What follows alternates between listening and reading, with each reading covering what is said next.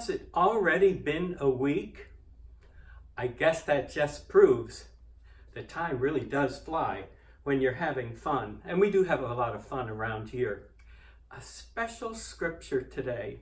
This is a reading of Isaiah chapter 11, verses 1 through 9. It's about the peaceful kingdom. A shoot shall come out from the stalk of Jesse, and a branch shall grow out of his roots.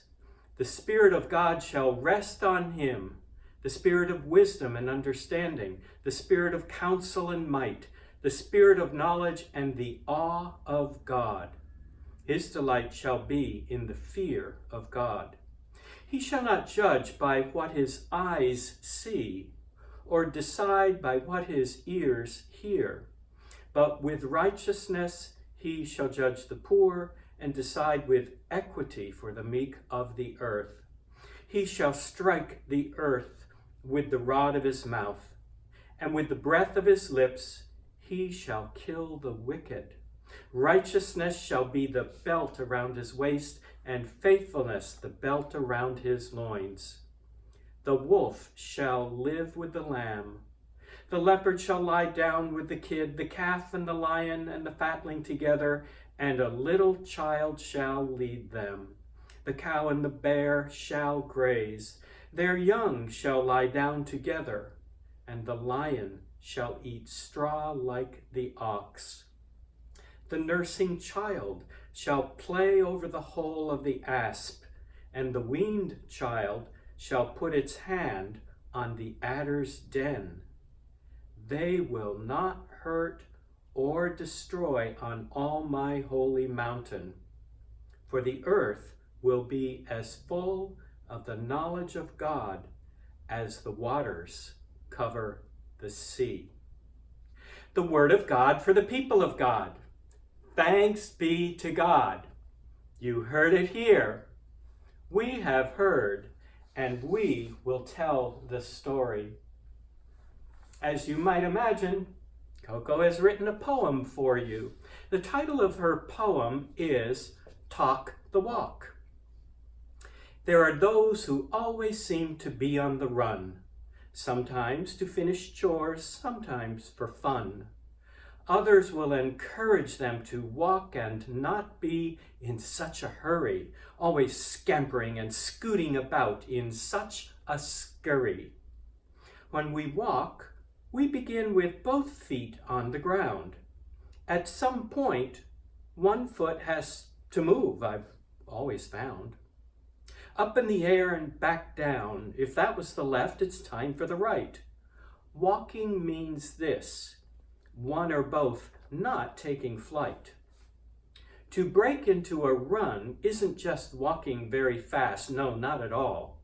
If you don't change your technique, you'll surely trip and fall. To say that you're running requires a point of both feet in the air.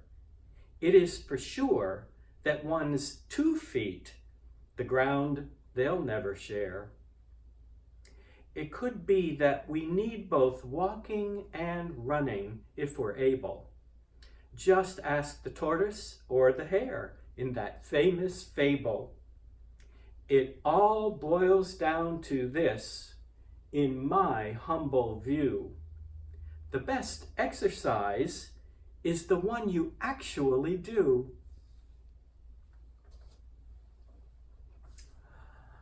Well, for those of you who were with us last time might remember we had just finished cleaning up from a food fight. In fact, a watermelon seed spitting battle.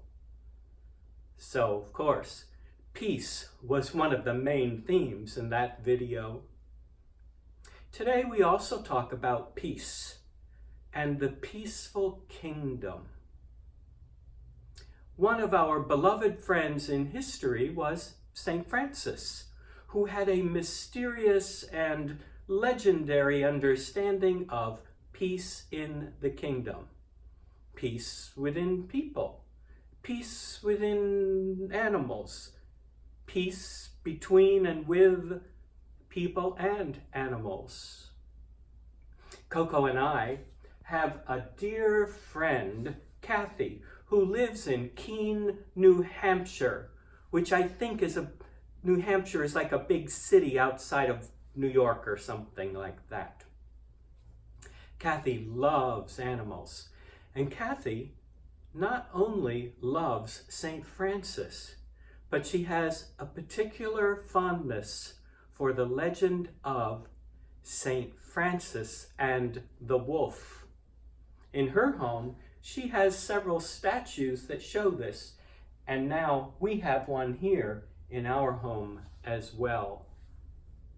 The legend tells us that a wolf was killing livestock, and then the village people wanted to kill the wolf.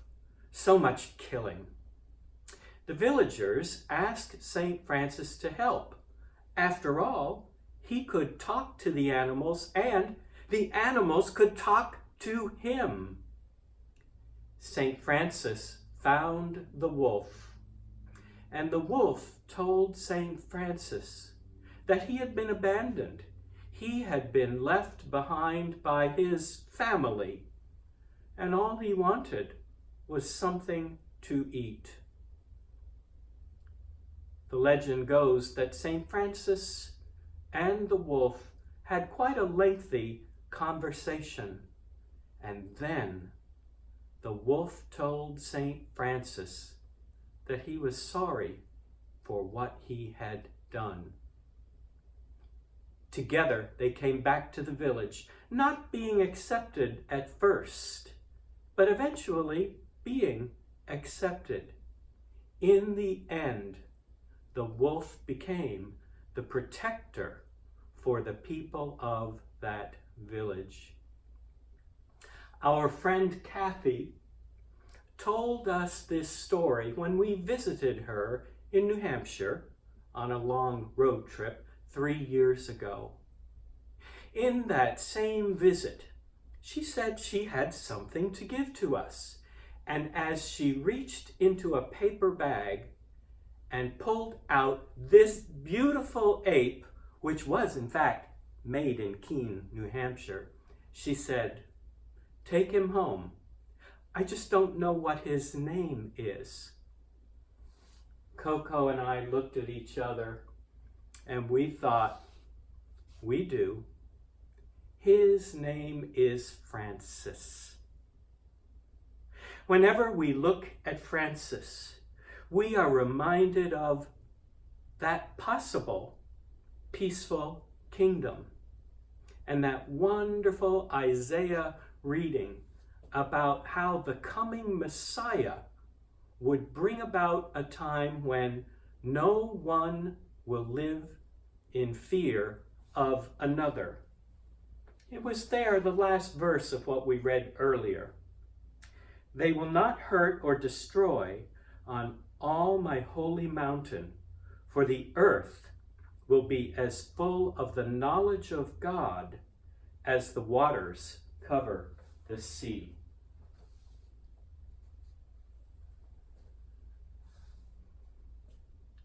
By the way, number one, we must be careful not to think that all opposites somehow balance each other out. War and senseless acts of violence do not balance or directly lead to peace. Rather, strife is an opportunity to work to bring about peace. By the way, number two, fingers. Jesus spoke a lot about peace, especially to those he met along the way after the resurrection. Peace, a central theme for us each year when we ready ourselves to celebrate the birth of Jesus, that season of Advent, with the 4 themes being hope, peace, love, and joy. By the way, number 3, we are to not just imagine, but believe in transformation, that God can help people have a change of heart. Our world needs this right now. Sometimes we just have to change our technique, like when we change from walking to running, so that we will not trip or fall. Transformation happened to the wolf. That wolf that felt sorry for what he had done and ended up becoming the protector. Sounds a little like St. Paul, doesn't it? We'll talk about that on another day. We have a beautiful piece of music that we would like to share with you today. And this one is called Prelude, which is sort of an improvised kind of thing. And it was written by the composer Alexander Scriabin. Francis, maybe you can help me out. Thank you. Okay, ready? Here we go.